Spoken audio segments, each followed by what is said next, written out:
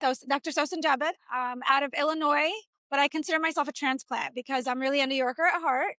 I am a second timer at Gabrielle's podcast. And I loved it so much. I told Gabrielle I've recorded so many podcasts, but this was my favorite conversation because it felt like a natural conversation and it didn't feel like I was actually like recording a podcast. So I really enjoyed that. But you heard it here. Her favorite it podcast that truly she's been was. on. Yes, and that's no offense to everybody else that I've been on your podcast. I'm currently a university professor in Illinois teaching pre-service teachers all about the wonderful things that I learned in 27 years of education and administration at K through 12 high schools. All right. Well, K through 12 schools. Welcome back to the show. Okay. I am super excited to have you back. I know that you and I have been having some conversations in the background for the past 2 years, and we weren't able to make things work out at other conferences, but here we are, full circle 2026 in Orlando. And before we get into the actual questions and conversation, I just have to say, Knicks in 5, congratulations on that win. Yes, that yes, was for the yes. city. And were you in New York at any point during the series? I was. How was it? I was at a conference. I was at the hip hop conference. Okay. And they actually cut one of the days short so we can all watch the game. So, I mean, New Yorkers, everything in New York is big. Yeah. Everything in New York is great. So I'm so happy for them. That is awesome. That is awesome. Ironically, I live in San Antonio, but I was rooting for the Knicks because the Brunson, like the father-son moment, I can't not root for that. Like that's in my blood. Father-son, it's just, I was rooting for them. So I was super excited that they got it. Super excited that they got it. Now, we're here to discuss a framework. Like you built a framework, right? Yes. Okay, so talk us through multiple points. So tell us what the framework is, and then I'll get into some questions that I have about it. Okay, so the framework is titled the Human-Centered Pedagogy Framework. And I think I want to talk a little bit about the ethos of the why behind it, if that's okay. I often sit and reflect both on my own career. I have a lot of conversations with students at all levels. I keep in touch with students that I've taught historically. I have students that are getting married, so that'll just date myself. I've been in education for 27 years. And so I have kids at middle school, who I taught at middle school, high school, and now at teaching at universities that I keep in touch with. And I'm doing a longitudinal study on talking with those students, collecting qualitative data every 6 months to see what the impact of social justice teaching and identity work in classrooms does for particularly marginalized students once they leave us in graduate and postgraduate like spaces. So how do the skills that they learn and the self-concept work that they do really carry over into spaces that are not necessarily educational spaces, that are insulated and about that work, in order for me to see, like, is this work really as transformative as I believe it to be? And I always tell people, like, we can transform our communities one classroom at a time, and this is the way that we do that. And so I think that the human-centered pedagogy framework was, to me, the way that educators need to level up in order to meet this very critical moment of our time, both politically, both socially, and with all the technology that's being born and the advent of AI kind of replacing so much of what we typically would have considered human function. Yeah. For us to really think about what it means, what are the crossroads of leveraging AI as a tool, but not having it replace criticality in the classroom and thinking in the classroom and all the things that are extremely important for the natural function of a human, right? Because we see so many schools trying to push some of these things, and so many schools that are politicizing our kids' lived experiences, and so many schools. So what does it mean to really ground our work in humanity and in human dignity, and leverage classroom spaces as transformative spaces that will ultimately lead to systems change on a national and international and global level? Okay. All right. So with that being said, a human-centered pedagogy framework. I thought I was missing a letter. Okay. So human-centered pedagogy framework. At what point did you say something is not working? I'm seeing it. We're feeling it. And that kind of was like the nucleus and the birthplace of the pedagogy. Was there a specific moment, or was there a specific aha or holy cow, something's wrong kind of thing? Or was it just a culmination of a bunch of different things I that think it went on was at the more same of time? the culmination. Okay. I think it was that. I think so. I'm a co-author of Pedagogies of Voice. And I've spent the last 10 years of my career working on different frameworks that I've developed for voice and agency until I met this co-author team, my family. And together we wrote the Pedagogies of Voice book, which is rooted on an agency framework, rooted in an agency framework. And so, and I just thought to myself, this is such important work, because when students feel like they have the agency to choose their pathways, that changes everything. And then the world changed so quickly in the last 2 to 3 years for a lot of our kids. I teach in a primarily Latina university. Most of my students are Mexican immigrants. Immigration policies are deeply affecting them. I have a large Palestinian population. World events are affecting them. And school is no longer the most important thing to many of our kids, right? Like there's just so much life happening that we have numbers across our nation of students are shrinking. There's smaller students enrolled in schools across the country. It's a major problem. And so when we think about the whys of that, it's the fear of coming to school. It's people leaving our country because they no longer feel safe here. Yeah. And I think to myself, like, what is the responsibility of schools to meet this moment? And what does it look like for us to level up when we're meeting this moment, so that there is like a convergence between the skills that we want kids to learn and the intrinsic value of why they need to learn those skills. And so in that process, all of a sudden, a period isn't the end of a sentence anymore.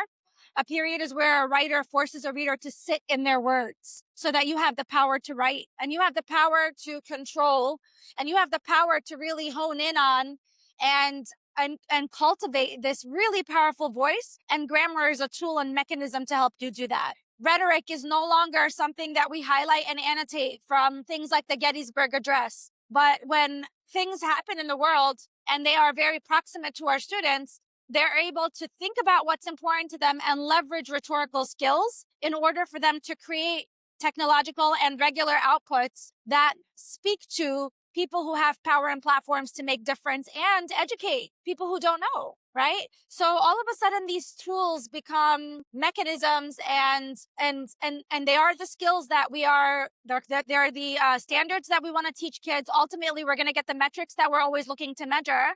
But there's engagement. We keep talking about a lack of engagement, apathy, absenteeism, all like these things that schools are trying to troubleshoot. And to me, the solution to all of that is creating spaces where students want to be and that they can see the value in. And when we're teaching in this way, it's not, I'm going to school because I need to get a degree to get a job, because I need to be successful, because yes, those things are important too. But it becomes a life skill. It becomes a survival. It becomes tools of liberation. And they need those things in order for them to craft a world that's much better than the world that we're living in today. Okay. Talk me through your framework. Like what are the processes within this framework? And where and how is it executed? Is it executed at the district level? Is it the classroom teacher level? So kind of talk us through that. So let's start by talking about what it is. The first part of the framework is the first pillar is heart, and it's honoring the self, honoring the human, and radical love, right? Like radically loving our students and radically loving the work too. I think that's important, that like for a lot of people, education has become more of I go through the motions of it, but the joy and the heart in the work that we're doing is not the same anymore, because the world has just become so hard. And since COVID, I would say, things have just changed so quickly that I knew that in my last years in the classroom, in the high school classroom, they were the hardest years, because I felt like I couldn't keep up with the change fast enough. Yeah. And I think many teachers feel the same way. And then the kids are changing so quickly and so much. And so like, how do you reconcile all of those things and still teach effectively at the same time? And your first period class and third period class are never the same either. So like, you're not even writing a curriculum in the morning and executing it the same way throughout. Something has to change. And it's the agency piece. Instead of us designing for students, we have to design with them. But that takes first honoring. We consume content so students can create content. That is the sole purpose. We're not just consuming content without ultimately getting students to be creators of content. And that has to be the goal, right? So all of a sudden now, all of this is in service of honoring who students are. We have a massively growing multilingual population that I don't know if they've ever really felt harnessed and nurtured in schools. Okay. And so like when we talk about honoring, it's honoring the whole self of every person in the space, from the bottom up and from the top down, if we're looking at a school hierarchy, because you can't do this work in a silo. You can do this work in a silo. I mean, I've done it in spaces where the ethos of a building weren't particularly healthy, but my classroom was the safe space. So I believe that teachers can use it, but I believe that the most effectiveness comes when it becomes systemic and the entire village is included, including our communities, because no systems change can happen without the community being at the heart and center of that change and that work. The second part of it is mind. It's intellectual criticality and literacy across content areas being a form of liberation, and really teaching kids to notice, to name, notice, and interrupt. To notice, name, and interrupt. Name, notice, interrupt. And interrupt. Not interact. Interrupt. Name, notice, and interrupt. And interrupt. Okay. To be able to read the world very critically, to be able to understand the things that are happening beyond the single stories that they hear, beyond the news that they're getting, beyond the algorithms, right? Reading beyond the algorithm is a whole conversation by itself, because you're only, now with the algorithms, we are all kind of encapsulated in these like, in the same thinking, right?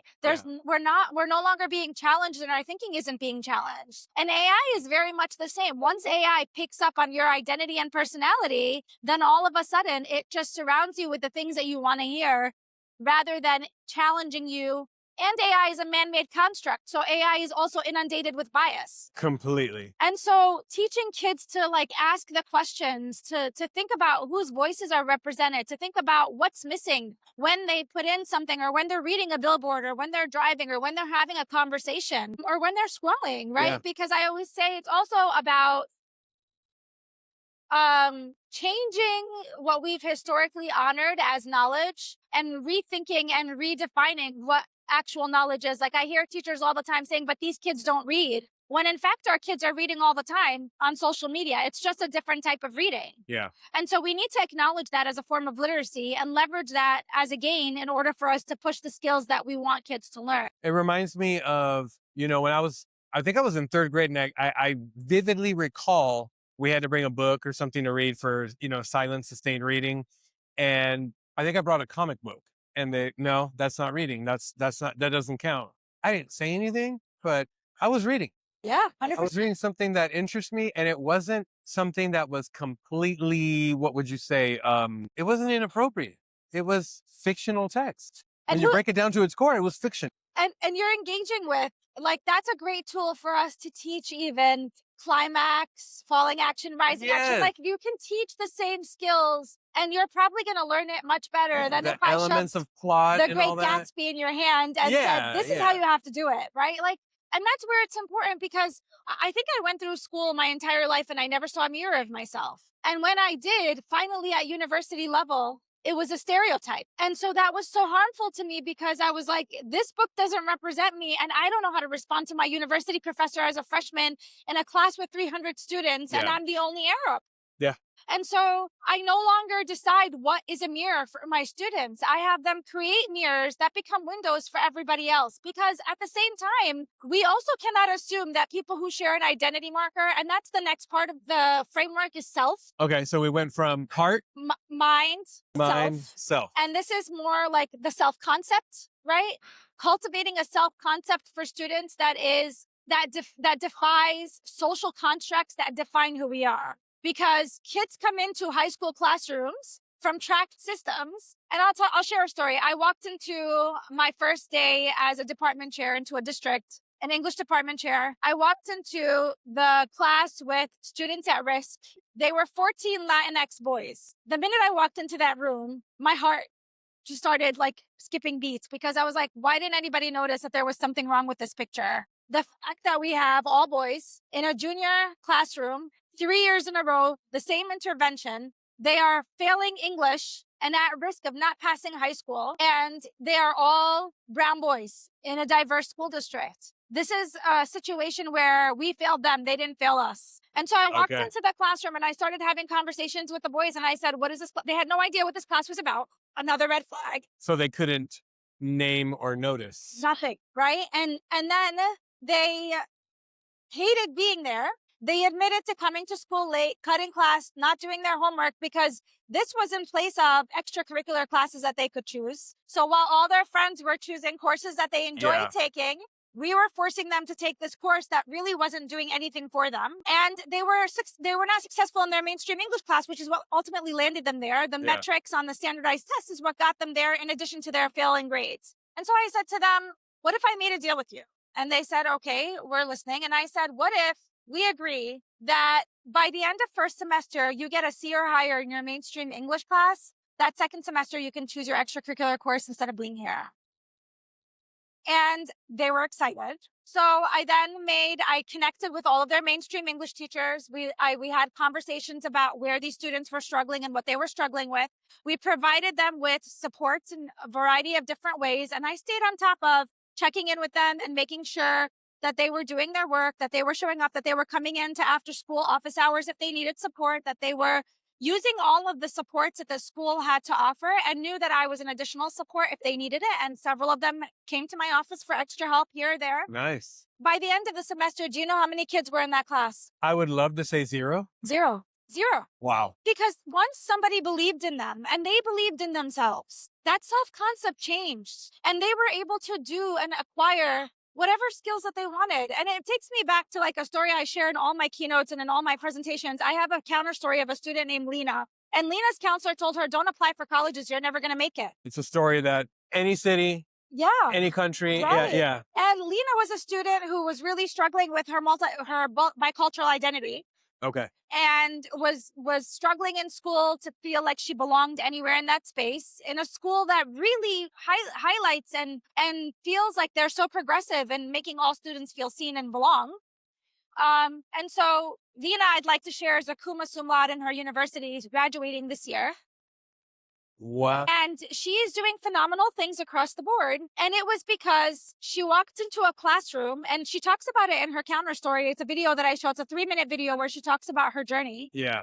Understanding herself and recognizing and realizing that she wasn't going to let anybody else define her pathway for her, but she was going to decide for herself where she wanted to be. And then she was going to carve that pathway for herself. And she did exactly that. Oh my God. And didn't just do that for herself, but was also concerned that her sister was going to be a freshman the year she graduated and wanted to put in place things that were going to shift the community to make it safer for her sister so she wouldn't struggle in the same way.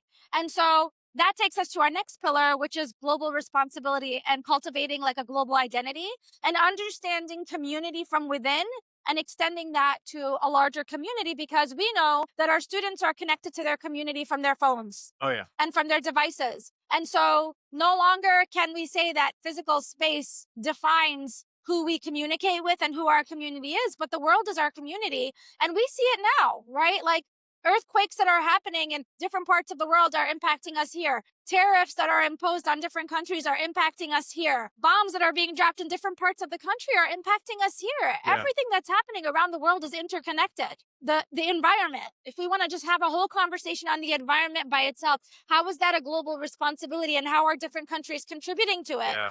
And when we start getting immigrants because of environmental issues, what does that look like in our country today when we're having all these conversations about immigration? Where's the humanity, right? Yeah. So these are the conversations that Lena and other students were having in an English classroom where they were able to leverage their reading, writing, speaking, listening tools to really critically think about these topics and then create outputs for a global audience and a public audience and speak to real people about the things that matter. That ultimately led them to these spaces where they're really thinking about global issues and not just thinking about them. But my question to my students all the time was, now that you know, what are you going to do with what you know? Yeah. Because we can't just sit in the So knowing what? phase. Yeah. And then it also, I think, is very important for people to understand that if you are going to have these really hard conversations with kids, we need to be able to give them the tools and the ability to see how they can make it better, because that's what gives them hope. Yeah. And without hope, we are just inundating them with things that are very heavy to carry, and that's not good for anybody. So we have to believe that we can make this better. and that we can cultivate and create a world that's different. And that's the last pillar, which is systems. So we And went from heart, mind, self, growth and community, global community, and to systems change, just system transformation. Okay. And so now we talk about how can we leverage all of those things. I know who I am. I know what I want. I have the heart. I can use my critical skills, my literacy skills, and all of the things that are really important that I learned throughout my career. I understand my community and the shifts in my community. How can we identify and notice those systems that are operating in finance, in urban planning, in journalism, in education, in every aspect of our lives to really shift them so that equity isn't something that we're fighting for, but just like inequity is built into those systems, that we can shift those systems to reverse them and make equity the center. Yeah. And so it's really thinking about systemic change at the highest level. When our students are thinking like, I want to be an urban planner, and they can understand that there's so much work in urban planning that needs to happen from an equity standpoint, and that I can leverage my passion, my identity, myself, my language, my ancestral histories and things, ways of knowing in service of these things that I know are going to make our world, I call it heart work, in service of the heart work that is healing, that we are in such desperate need of as a world right now. Wow. How long did it take you to develop this framework? I've been working on it for about a year, but I think it's my life's work, right? Like I didn't just get here. No, like when you started talking about humanity and that literally brought me back to our conversation 2 years ago. Yeah. So this is something you've always been doing, and it sounds like you have attached vocabulary and put those pillars where they need to be and zoomed out and said, oh my gosh, this is what I've been doing the whole time. Yeah. And I think the technology piece is what made me feel like we needed something more formal. Yeah. Because I've heard administrators say, and people say things like, let AI do the thinking for kids. And I just think to myself, like, are we trying to create the Hunger Games here? Yeah, right. Like, that's what the human, we call it fitra in Arabic. Okay. Like your human condition, your natural human condition, the way you were born. Yeah. We were conditioned to think. And problem without solve. that, Yeah. without those natural human functions, we see the rise of social, emotional, like people that aren't healthy, people that are struggling emotionally, and mental health issues. Like all of that is on the rise. And a lot of it has to do with, and we know that it's correlation post-COVID, technology, social media, the likes, all of these things that we have really kind of attributed the rise of social mental health issues in our children. AI is not going to make that better. No, it's not. It's not. No, it's not a solution. No. So we really need to think about like, how do we, and I'm not advocating for, I know it's not practical. I would love to say, let's not just use AI, let's continue. But it's like math teachers saying, let's get rid of the calculator. That's not going to happen. It's not going to happen. No. And we know that if we're going to think about equity, kids are going to have to use AI in their career spaces. So there has to be a level of using AI as a tool and really thinking about the ethical use of it in our classrooms, but teaching kids that too, while taking into consideration all of the environmental and other, I think, issues that come alongside that. But I think that we have to really think about very smartly the impacts of us not using it and in a way and not reigniting joy and passion for education. And I think all of these things, this framework is really more than anything about bringing kids back into our spaces, not because we're forcing them to be there with mandates and policies, but because they want to be there. Yeah. And they see themselves reflected. I think something Lena said in her counter story, she said, when lessons started to speak my name. Oh. And that was like, when lessons started to speak my name. Yeah, that says a lot right there. Wow. That's a lot to think about. That's a lot to take in. That's a lot of action to take place.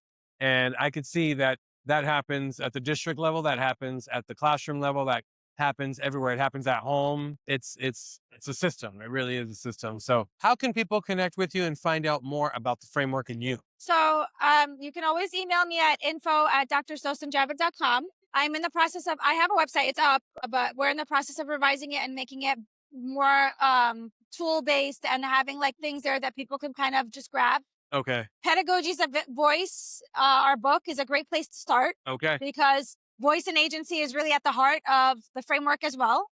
So that's a really great place where you can go, and it's a practitioner-friendly book. And I think that's what makes it different. It was a bestseller in 2 weeks. It's gone international. Congratulations. Thank you. I'm really excited about that. And the reason is because like I said, I feel like this is the work that meets this moment. Yeah. And the book has over 75 QR codes, which are capturing the voices of students and teachers in the field doing this work. So this is not a book that's like inundated with philosophy. And yes, the beginning we kind of talk about the scholars and the ancestors that inspired us, but this is a book written for educators and educational leaders and coaches for them. And it is encapsulating the voices of many of those people as well. And so I would definitely say that's a great place to start. Okay. Bring us to your school. There we go. And all that information is going to be in the show notes, ladies and gentlemen. That way you guys can connect, find out more information, bring the team over to the school. And I have one last question for you. And I hope it hasn't changed since 2024. And I think you know what it is. Corn tortilla or flour tortilla? Corn, for All sure. right. Yeah, There it is. Corn all the way, 100%. Right. And that's another reason we connect so much. So, Gabrielle, you're awesome. You are awesome. Thank you for all the you. work that you do. Thank you for what you're doing for our students, or what you contribute to our educational community. And I can't wait to hear and see everything and the impact of your framework in the real world. Thank you. I hope it has that impact, because at the end of the day, we all have to do our part to make it better. Yeah. And so this is my contribution, and I hope it I keep saying there are drops in the ocean, but enough drops will make a wave. And that's what I hope to make, a wave. All right. Yes. Splash. Let's do it. Yeah. All right. Thank you so much.